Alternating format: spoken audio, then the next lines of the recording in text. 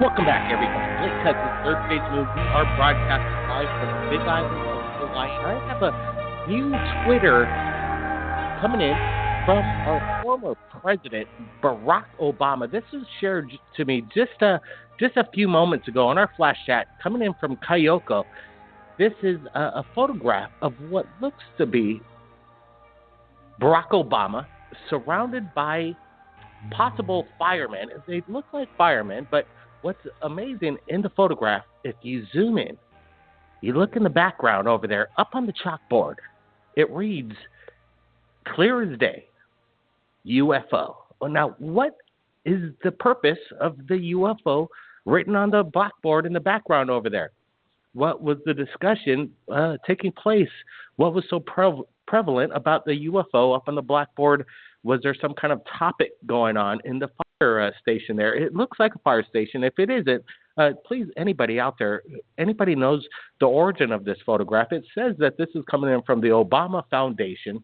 This was captured just yesterday, and he says the courage comes in many forms.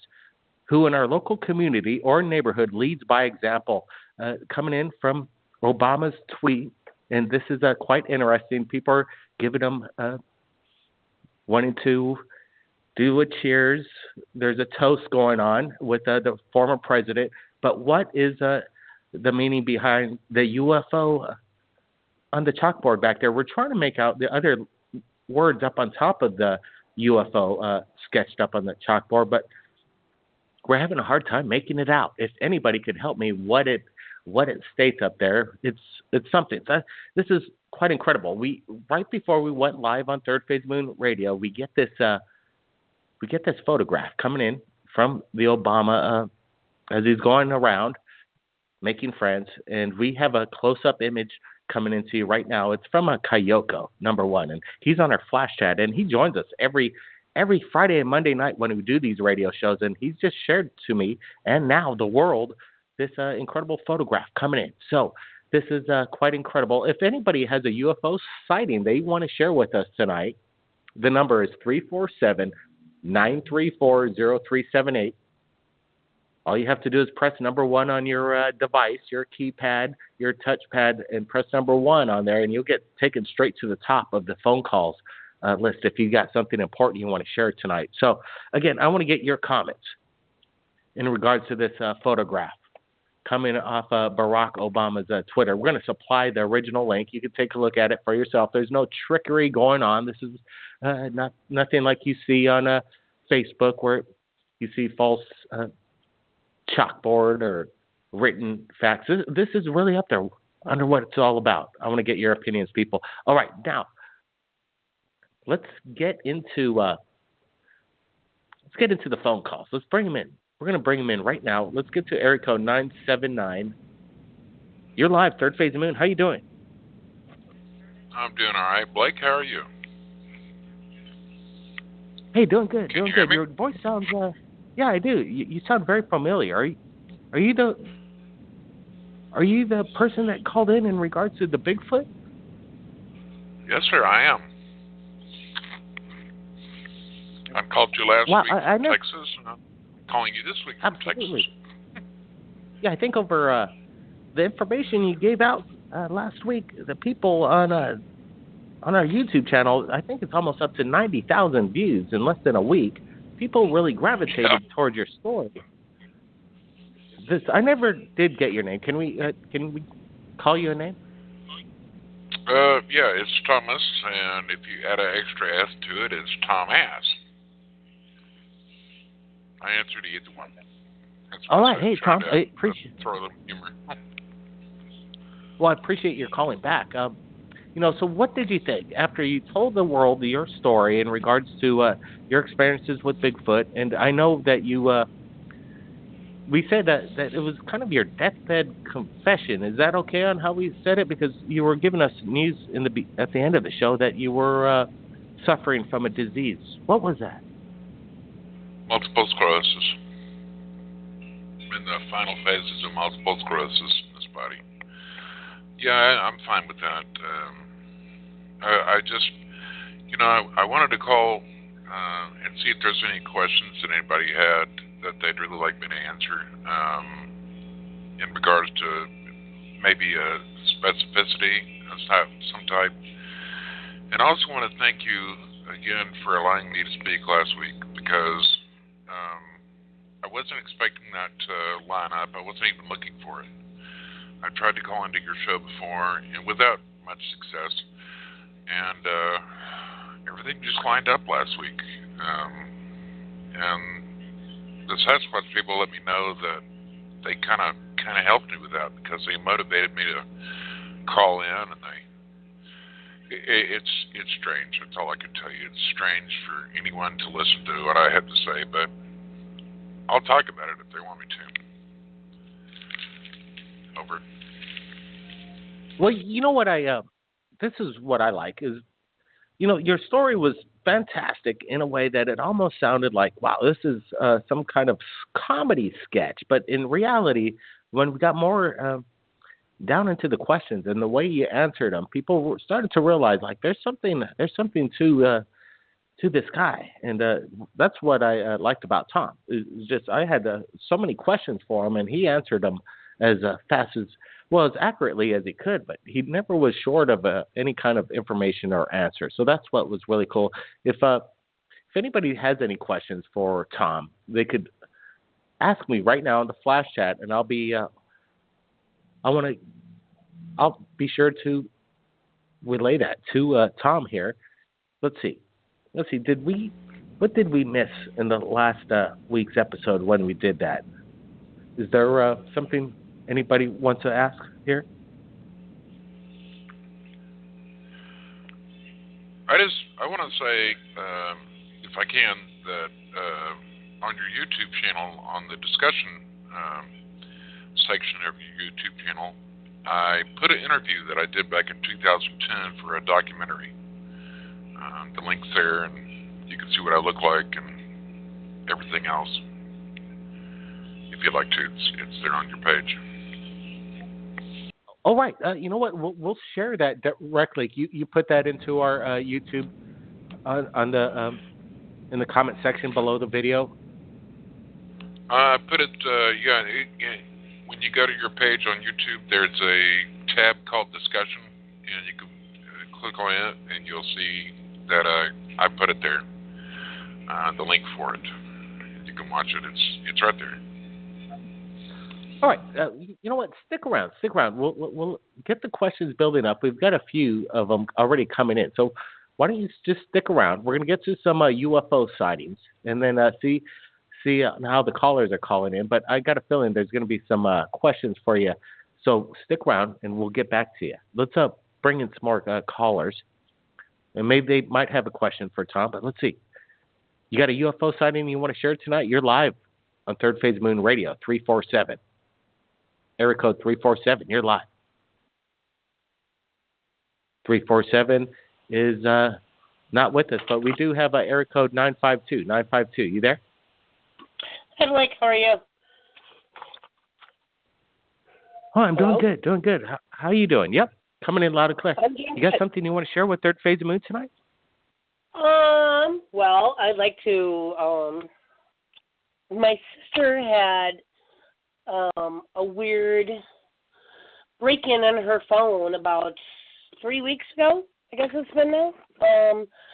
Excuse me.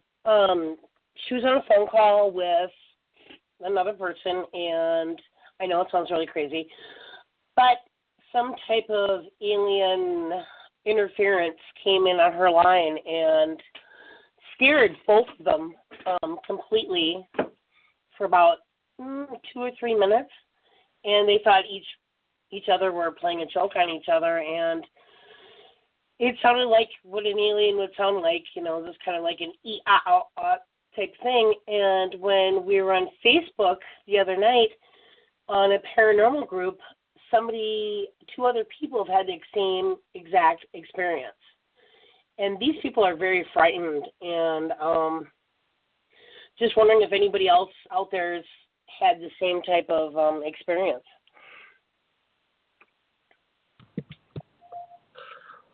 Well, it definitely sounds like your story is not unusual. And if anybody had the same experience, definitely call in, share your story. We want to hear it.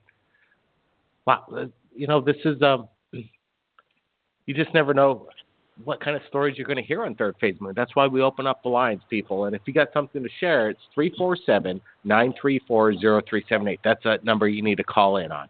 All right, we're going to get to the man that knows a lot about Bigfoot, but we're going to get to some callers before we get to him, because we're going to let these questions build up for Tom coming up. Area code 602, you're live, Third Phase Moon. Sounds like there's a little audio, but how you doing tonight? Blake Cousins, is that you? Yep, you got me. You got me live. How you doing, sir? Really good here in Phoenix, Arizona. We really enjoy your program out here. I live next door to a 60-year-old veteran, and I'm a 60-year-old veteran, and we watch the skies. And we have seen the most amazing things from our driveway. I can only begin to tell you, friends just called in from Texas, and they are in Roaring Springs, and they just saw a fleet of UFOs going over and sent me the pictures. You can't really see too much unless you blow it up, but excellent stuff. And I love to hear about all the anomalies around here, because I've seen portals open up, and I've seen all kinds of strange stuff. We were walking down the road, three of my neighbors and myself and my ex, and we were walking down the street, and we heard a dog run by. And one by one, we all looked behind us to see the dog, and there was nothing there, and the dog tags went by. And the next person looked back, and then two of us were standing there with our hands in the air going, what was that? And then the third person, then the fourth person, and we all stood there, what was that? And it was a ghost dog. And it's so incredible. The night we saw the portal, my neighbor, his name is Mikey, and I'm Davey. Those are our code names. Anyway, we're sitting there in the wicker chair out in the driveway, and this ball of light comes right after a little strobe. There's a little strobe that lights up the area, and then this ball of light increases and increases. It's like this roiling orange. And I thought, we better get out of here. This thing's going to hit us. And he goes, no, sit down. It'll disappear in a minute. And it kind of sucked in on itself and disappeared. And I went, what the hell was that? Are you psychic or something? He said, no, I see him all the time. I couldn't believe it. And he really sucked me into this Skywatch stuff. It is absolutely amazing. The neighborhood that I'm in is right where the boomerang went through in the Phoenix Lights in '97. And the guy made the computer drawing and sent it off to USA Today. And that was the front page the next morning, was that big black boomerang. Well, that was my neighbor on the next block over. And we noticed that we have cactus up here that started a malformation and kind of a new bud growth. There's like it got choked off, but started again, and they were dying and they started growing again. And this big giant cactus in his house, now there's like, 12, 14, 15 years of growth on that thing. And you can see all the cactus in the neighborhood where that anti-gravity unit went through, because they all started growing funny from there. And there's just a lot of anomalies if you're paying attention, and all kinds of alien abduction stories throughout the neighborhood, and strange, very strange critters are showing up out of the, culverts and drains and stuff. And I'm, a guy I used to work on a ranch with, and we would hunt million acres out there, and he is real good at target identification. And he said, I don't know what this thing was, but I've seen it twice now at 3 a.m. In this culvert. And I'm just going, you got to be kidding. And the way he describes it, has got a corkscrew tail and a curved back and a big triangular head, and it had red eyes that glowed at him. And he was 100 yards away, and the minute he said something to his wife, it looked up, and they said, oh, that's the devil dog. So it's even got a name now. And there's just all kinds of great stories in our neighborhood. The alien abduction ones they cover everything from putting a chip in them to one guy was killed and another guy was found naked under an overpass, and Dreamy Draw Park, and all these wild stories just abound here in Phoenix about what goes on regularly. All right, let's start.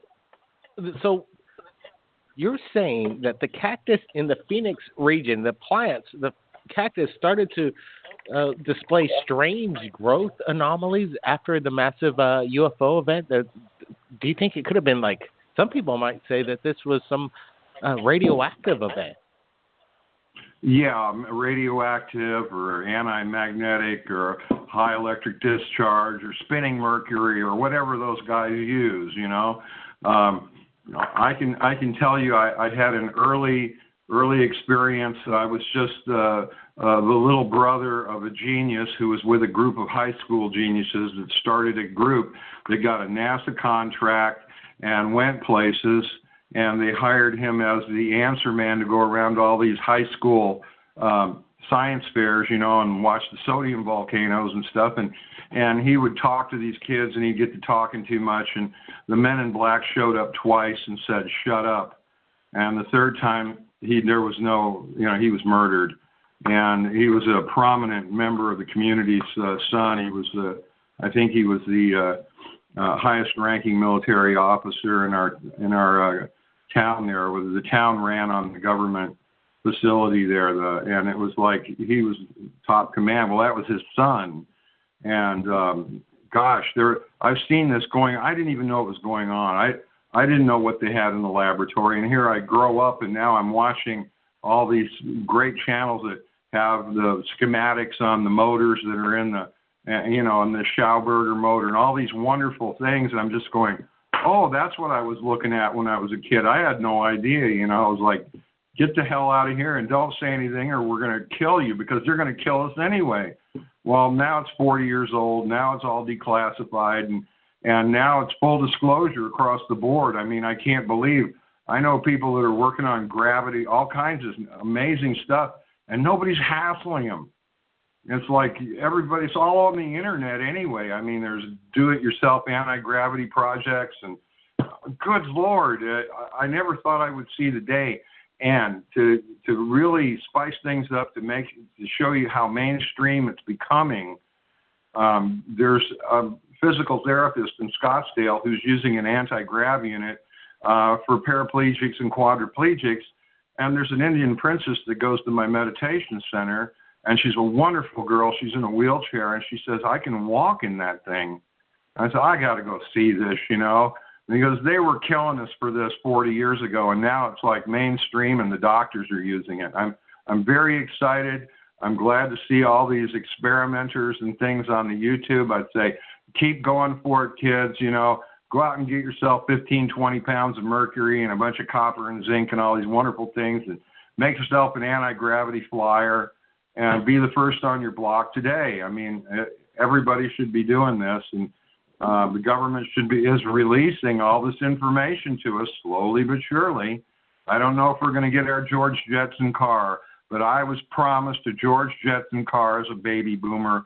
The cartoon went on forever and reruns. And what did he drive? He drove an anti-gravity car. And I said, why can't we go be on Mars and for a picnic and be home, by the end of the day? And it's like, yeah, this is what we expected when I grew up, and I grew up in a science family and a professional family with related to a lot of inventors, and I was in a lot of shops and machinery shops. You wouldn't believe the stuff that I've seen, and I can take you back to Prescott, Arizona in 1967 when the whole town emptied out to go out into Drake, which is about, 25, 30 miles north out of Chino Valley. And 5,000 people went out there at 3 o'clock in the afternoon waiting for a flying saucer. So, our little science group went out there with every measuring device and camera and everything we had. We went out there and it all fizzled and everybody went home, but it was absolutely hilarious because it started out in the back of the paper, this little clip, and then it moved through the paper all week long until Sunday. It was the headlines, today's the big day, and it's like after church, everybody grabbed their picnic basket and they all sat in this field all day until sunset, and everybody started piling out of there, and it was anybody acts uppity in the town, I'd always hey, you were there too, Well, yeah, that's almost sounds like a really summoning event, and it's taking place a long time ago. That's kind of cool. So let me ask you one last question. We got a bunch of callers in, so I want to get to them. But you're pretty interesting. It sounds like you've seen some crazy stuff. But let me ask you about the Men in Black. So, a prominent, high-ranking military official from your state was murdered shortly after a visitation by the Men in Black in regards to some information he had. What was that all about? Well, it was his son. His son was in high school with my brother, and a group of geniuses. And we thought, surely the government will hire us and we'll, have a good job, and everybody will love us and we'll save the world and build wonderful stuff, And it's like these guys showed up and they said, you don't talk to anybody about, you don't have anything, confiscation, everything, man. For God's sake, we're going to kill you and your family and your cat and everything else. And it's like, and I dodged the whole bullet. I wasn't even there. I was like, I was the kid with the broom in the back that didn't know anything. Okay. These were the geniuses. And we had people with IQs of over 400 that could see color and black and white photographs and do amazing things, and it was like you'd think they would grab us all and put us in a think tank, And I have the lowest IQ of the bunch, I was, kind of and everybody suspected that it was me talking. And I caught all the flack because I was the little brother, we should just kill you anyway. And I said, no, I don't know a thing. And, and I said, well, these guys grabbed us and, they roughed us up and the whole thing. And it's like they showed up a second time, second warning. I said, the only reason they did that is because it was a high official's son. And it was like, he liked to talk, I mean, wouldn't you want to talk to your friends if you had this exciting new information? Oh, and he did. He just spoke too much, and he went around to these science fairs, and he got 2 warnings. Well, basically, NASA just wanted him to find talent for them. I don't know what their protocol was, what they were looking for, but he certainly knew, and they were out there doing that for NASA for a while. And the next thing you know, we got his car back, and in the glove box there was his diary, and it said, "I think I'm being followed."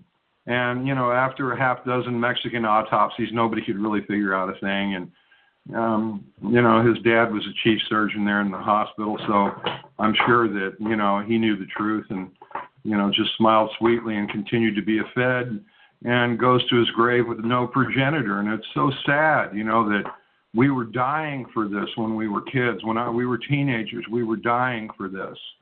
And we ran scared and got big insurance policies. And, I sacrificed my intellect on the altar of fear and just, ran backhoes and traveled around, bicycle tour here and this and that. And, I never did any science after that. It was like we were all sworn to silence.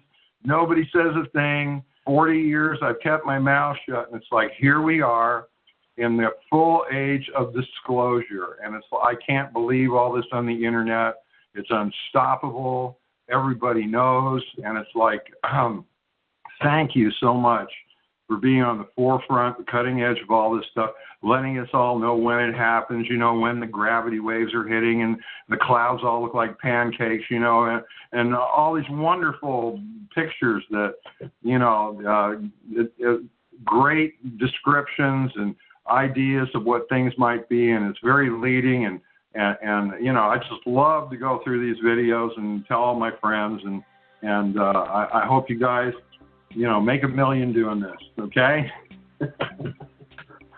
Oh, wow. It's just, it's our pleasure to take calls from people like you and share the information as it comes in. And Wow, what you're saying is true. The internet is a powerful tool, and there is a lot of information where people out there now are not as threatened as they used to be in the past, like this gentleman has just stated. Some of the information you're seeing out there in regards to free energy is quite amazing. And, wow, the power of the internet, people whistleblowing, it happens at the speed of light, so they can't shut it down. And that's some of the most important aspect of the new era of technology. We're going to be taking more calls, and we got some questions for the man that basically says he's maybe a alien hybrid Bigfoot.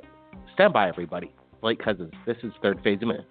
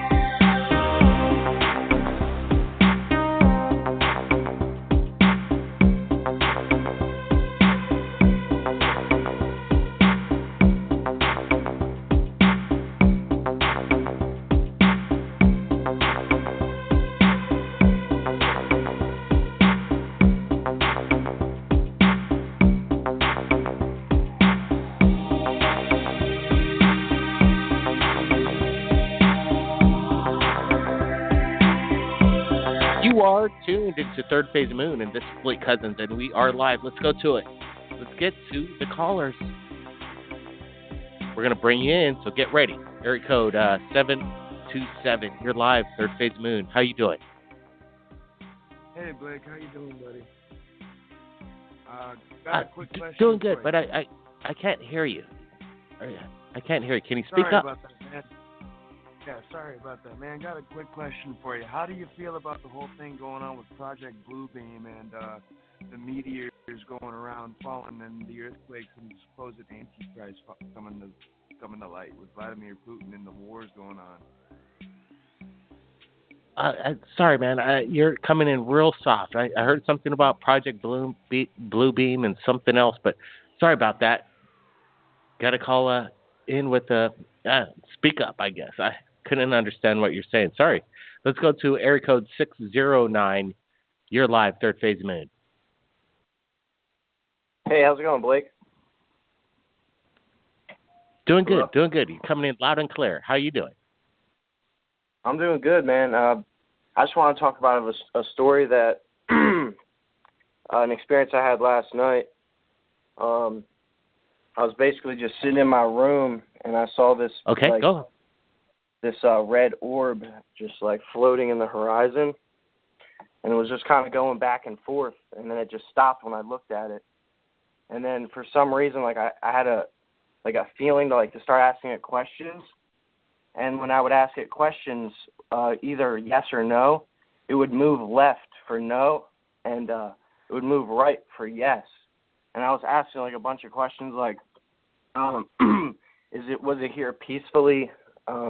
It said yes. I asked it like if we would be able to like get advanced technology, like the free energy devices. And what it did was it went slowly to the right and said eventually you guys are going to get this technology. So I kind of wanted to relay this information. Sorry, Blake, I'm kind of nervous. No, no problem, man. Relax. It's okay. Yep, you're live, and I can understand that it's telling this kind of information, talking about it, make one person it puts them off guard because they're telling people something that usually is kind of not the norm of conversation. You're talking out of worldly context, so I can understand you're nervous and you're talking to a lot of people. But yeah, go ahead. Yeah, eventually, but I just kind of got done asking it, questions, and eventually just disappeared and was gone. So I just want to say I really like the show. I've been watching for a while. It's really cool. Appreciate the call in. Appreciate the call. That's there are people out there that say they can communicate with extraterrestrial craft, aliens, and communicate with them. They could call them down. That's interesting. I've been around some of these summoning events, and I've seen things that I can't explain. And there are a lot of people that believe that they could get information out of these these alien contact events that happen every day. Now, we're going to go to more callers, and then we're going to get back to Tom here, the Bigfoot man, but we'll bring in one more caller. 860, you made it. You're on Third Phase of Moon. How you doing? Good. How are you, Blake? Oh, doing great. We got you. All right, cool. This happened in approximately November or December of 1997. I was staying at the Fort Anne at the Queen Anne Motel. It's named something else now. And it was approximately 2 to 3 a.m. in the morning. And I had the door open. It was an efficiency motel. It was me and my boyfriend and our son. And I was on the bed. It was like a full-size bed that was like right next to the door. And I had the door wide open and the window open because the heat in the motel room was like full high, like really hot. So I had to keep cool, and we had to keep cool. And it was like 2, 3 o'clock in the morning. And I woke up and I looked out. Something told me to look out, should I say. Out the side of the door and off in the woods was like a craft that was hovering way low. And it was like blue. Oh, what did it look like? Blue? No, this was it was a UFO. It just was really, I don't know. I wasn't dreaming. I was wide awake. And it was like the colors were like blooping in and out, like they were like rotating. And it was like way off in like the woods. Like, I don't know, there's like mountains nearby and there was like woods, whatever. I don't know if there was like a farm. I'm not sure, because we were like right next to Vermont. And it just sat there hovering. And I woke my boyfriend up at the time. I says, hey, check this out. So he looks and he's like, oh, that's a UFO. Like he just wouldn't normally see them all the time. And I said, well, yeah, he really I didn't don't know. care. I mean, He just was basically, oh yeah, that's just one of those. That's a UFO. And yeah, didn't really get excited about it. You see them every day or something, yeah. And that's what kind of freaked me out. And then he says to me, shut the door. And I'm like, why? We're sweating in here. It's hot in here. And he's like, oh, they're going to come in. I said, they're going to come in here whether you like it or not. They're going to come in here regardless. And the weird thing is I never knew of, them doing that kind of stuff, going through walls, you know what I'm saying? Projecting through walls or doors or whatever, through, synthetic wood, whatever, without opening the door knobs or and he's like, just shut the goddamn effing doors. And I'm like, okay, whatever. Huh? I'm Well, sorry. Go. no problem. It sounds like to me it's like your boyfriend at the time or what have you had some insight. He was concerned. He's like, let's get in here, shut the door. He seemed like he knew something was about to go down. Like he had some past experience, possibly. Did you ever ask him about that? He told me about stuff like when he had like supposedly out of body experiences, and he like felt the dew on the grass, on the ground and stuff. But I never took that into perspective that it was. I was thinking it was like, oh, what is out of body experience? I didn't like contrive the two, like I didn't like put the two together, and anyways, it just kind of like I couldn't sleep that night. I was wide awake. I was like, and I had to get up and get to work to like Warrensburg.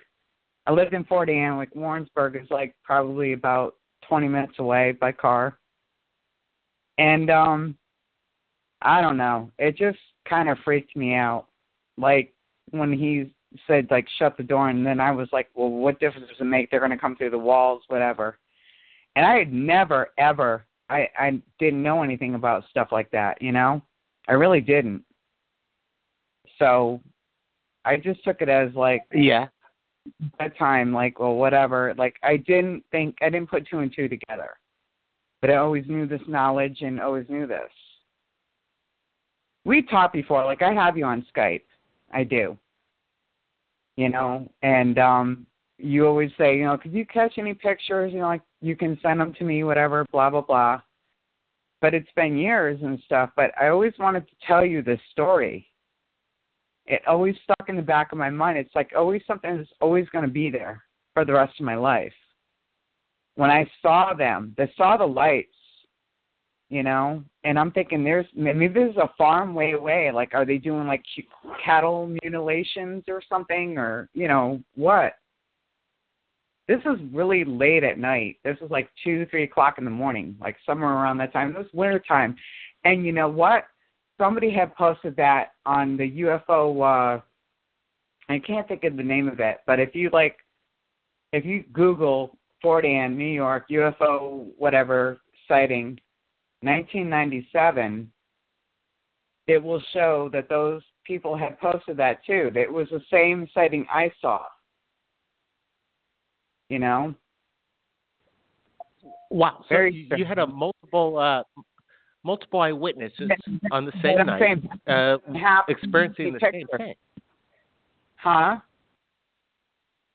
I'm sorry. Go ahead. What did you say? I didn't mean. Yeah, it sounded like you're confirming that there was an event that night, early in the morning, that there was multiple events in the same area to confirm that you weren't seeing things. This was something going on in real time. Yeah, it woke me up out of a sound sleep to look out the window, and the bed was like where I was laying was like right next to where the door was opened. It was wide open because the heater in the room, all the rooms were broken, where it was like hot all the time. And it was like I had to have the window open above the bed and the window next to the bed, the door, not the window, the door next to the bed open.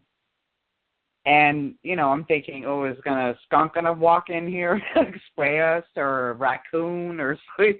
Like, I was frightened. But at the same time, I was like, it was very hot. So I had to have the window and the door open. And I don't know. It just kind of to this day, it can't forget it. It does freak me out because when I saw this. Yeah, let me ask you this. Why? What compelled you to wake up? You said it woke you up. Was there a noise, or was there just some kind of feeling? Something woke me up, like I don't know, like something woke me up out of a dead sleep, but it was no noise. That's the thing. That's the thing that kind of freaks me out to this day. Like, why did you wake me up? Like, why did it wake me up? Like, you would think I would sleep like a baby and I'd never get wakened up, or, But it did. It woke me up. And I'm not lying. I swear, this will stick to me till the day I die. Okay? You know what I like about it is that you were aware of, like, hey, look, I'm awake, I'm seeing something, and all of a sudden, well, you're gonna wake up your boyfriend at the time, and then all of a sudden he's seeing the exact same thing you're seeing, and then he's saying, "Get in here, it's just a UFO." There's something peculiar about this sighting, which it makes sense to me because extraterrestrial visitation is not normal. No, it's not normal. And what scares me is that I used to have a lot of out-of-body experiences when I was younger, like real little. And I never told people about it, but I'm wondering, was it extraterrestrial or was it just something normal? I've been going through this since I was like knee-high to a grasshopper, you know? And sometimes I wonder about a lot of things. And when I look up in the sky, I'm thinking, take me away sometimes. Like, get me out of here. I don't like this world. I don't like the way these things are, you know?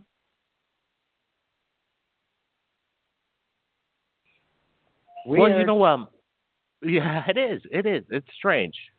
And I could imagine boarding a alien craft and saying, "See ya, planet Earth. I'm going to go with these guys." And a lot of people have experienced this kind of a situation. But let me tell you, Earth is a pretty nice place to experience in one's life, that's for sure. Things are good. Okay, the Bigfoot guy, he just, we're about to get to him, and I think I don't see him anymore. We're just about to get to some questions for him. So I guess we're going to go to area code 902. 902, you're hello, live. How are you? I got you. How you doing? Good, man. How are you? Doing good. That's good, man. I just wanted to address, first off, the last caller. She has to understand that we're all extraterrestrial. None of us are from this planet. And I don't think any Homo sapiens sapien is from this planet. This is not our planet. I truly believe that with all my heart, and I do have evidence of that. I really do, Blake. What do you got? The thing is, okay, and this relates to the Bigfoot guy, okay? I'm a very strong believer in Sasquatch myself. Very strong believer in this primate, okay? But the thing is, with Homo sapiens sapiens, now, the Neanderthal and the Homo erectus were extinct. Homo sapiens sapiens predominated on this planet for a reason. Now, an extraterrestrial force from the Andromeda Galaxy named the Pleiadians, they came down here and they manipulated our genes, okay? They did. They combined ape DNA with their genes and they created us. They are our ancestors. They do protect this planet. They have left here. But they do come back from time to time, Blake, and they do protect us, and I know that. Now, in relation to this Bigfoot guy, okay, he has multiple sclerosis.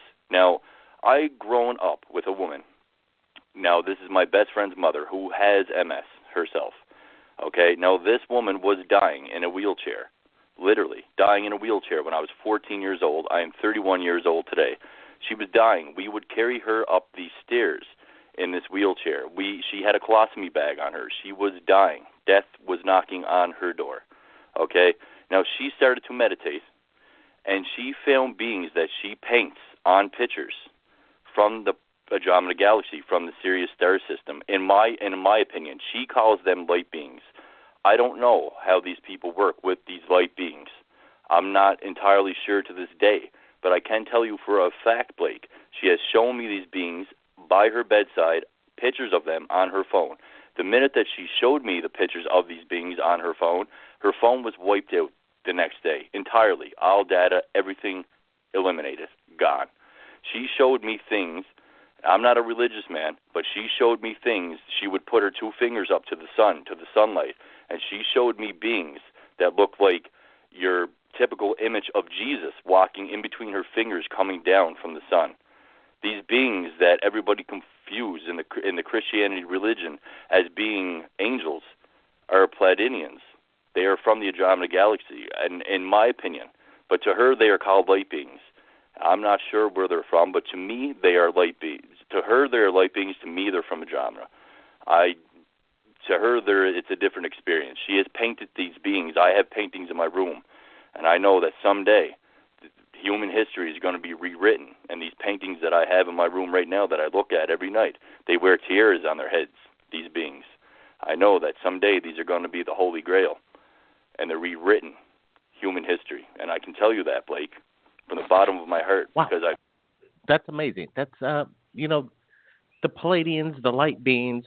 We've had a lot of videos submitted to us of these exact things that you're describing to us. And I believe there's species of aliens from all around our universe. And the Palladians are one of them. Apparently there's over 12,000 different species of aliens visiting Earth right now, that they're among us. 12,000 species. I think we have the man that actually said that. Right, Tom? Is that correct? Did you find me?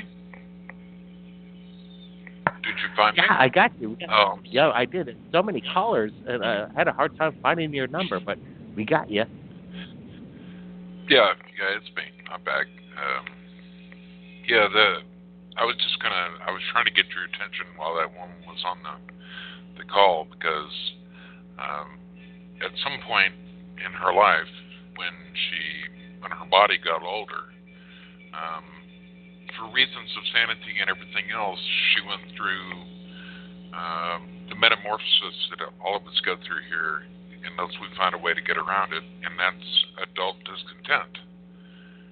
Because you always have adults telling you as a kid what's real and what's not. And so, if you start saying things to your parents or other adults, they always tell you that's your imagination. They start downplaying what you've experienced. Does that make sense? Yeah, it does. It does. Here's a question that's coming through the flash chat. People want to know, how long does a Bigfoot live? Typically, here on Earth, and the physical skin suits they can come into here, 120 to 140 years, typically. Okay. So about 100. They live longer than humans. Do they die of? What do they die of? Just natural causes? Are they? Do they develop cancers, or what? What do they just die of old age? Typically, they die from old age. They don't develop cancer. Sometimes they get overzealous about things, and they might have an accident where they fall off a cliff or something of that nature. But typically, they don't have any conditions that they cannot cure with herbs they know how to use and gather. Does any government agency around the world have any Bigfoot in captivity that you're aware of? No, UC Berkeley. At one time, there was a story written about UC Berkeley having 3 Sasquatch in a laboratory there. And after about a month, all 3 Sasquatch turned invisible and left on their own.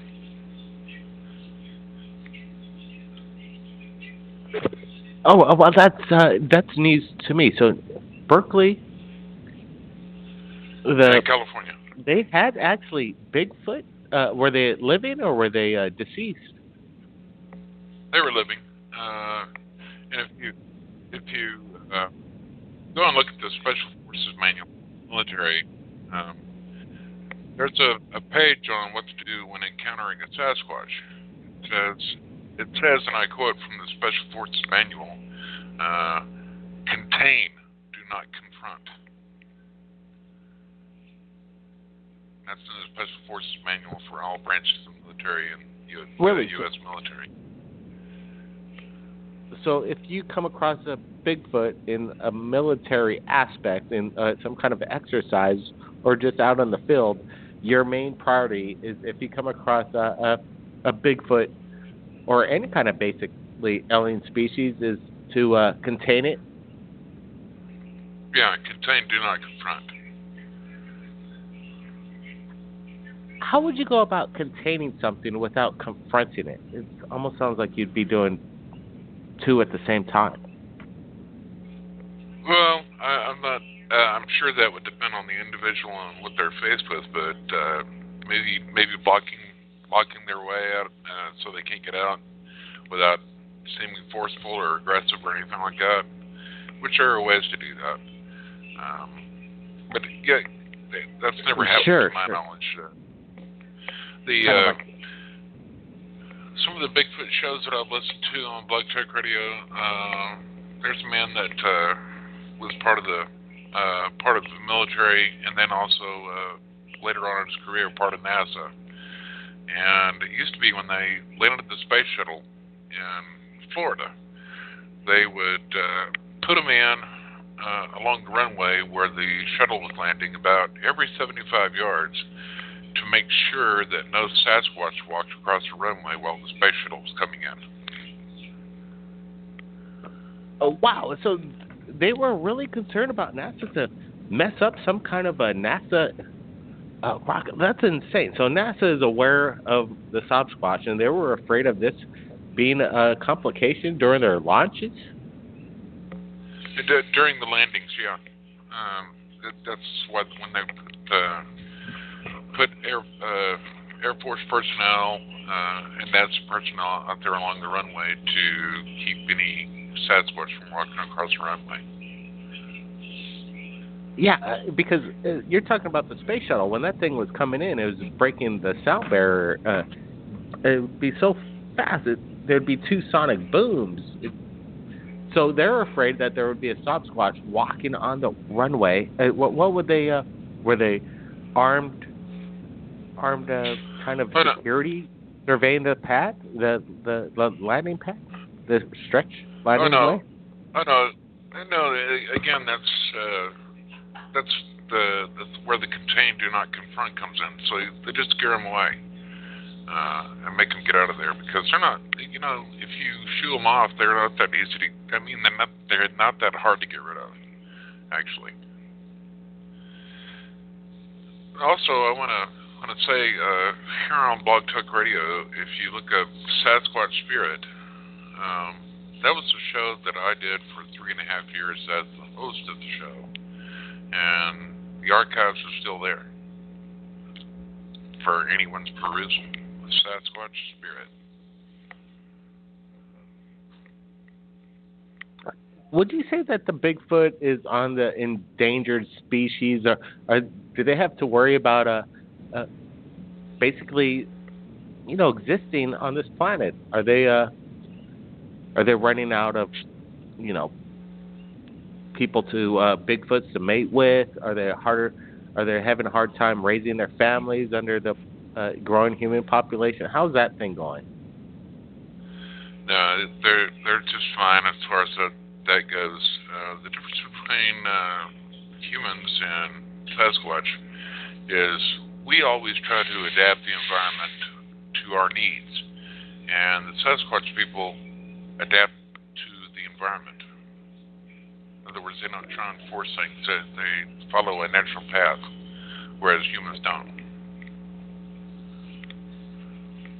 Well, this is a lot of information tonight. This is a really wild radio show tonight. Don't you agree, everybody? With all the different stories coming in, we've been everywhere. We've been through alien abductions, learning more about Bigfoot, and what we just found out about, Obama at his meeting with these fire department group, and something written on the back of the chalkboard. That was breaking news.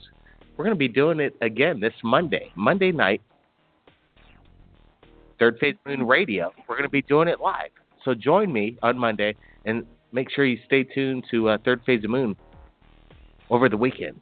You never know what's going to come in. New UFO sightings, new UFO reports. And if you didn't get to me tonight on the call line, try again. We try and get to everybody as fast as we can. We only have an hour to do this, but wow, we're all over the place. I got a lot to think about tonight. Share this with your friends, and be safe, everybody. And if you witness a UFO. Have a steady hand. Get your camera out and send it to me via my Facebook. My email address is in the description. Everybody, keep your eyes on the skies. Blake Cousins. We'll see you on Monday. Control, this is Flight. We have a situation here. Control? By popular demand, Paul Barrett is back with his third album, Third Phase of Moon, The Strangest Things.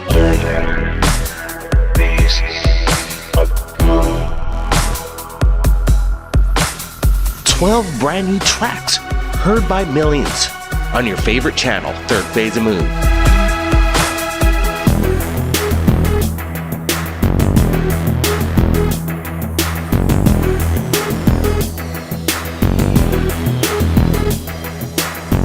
Available on iTunes, Amazon, and music streaming services.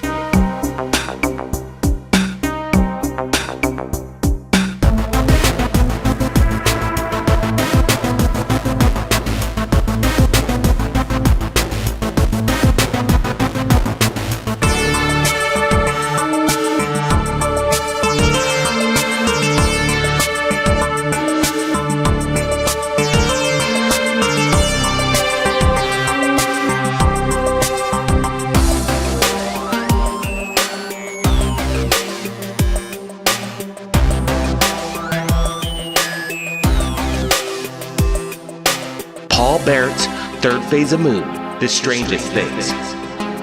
Available right now. Links are below.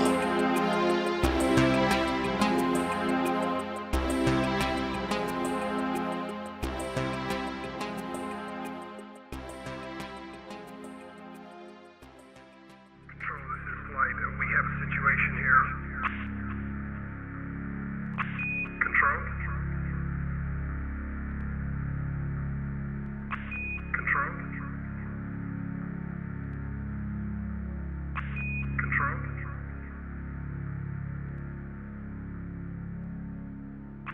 Control? Keep your eyes on the skies. We're not alone.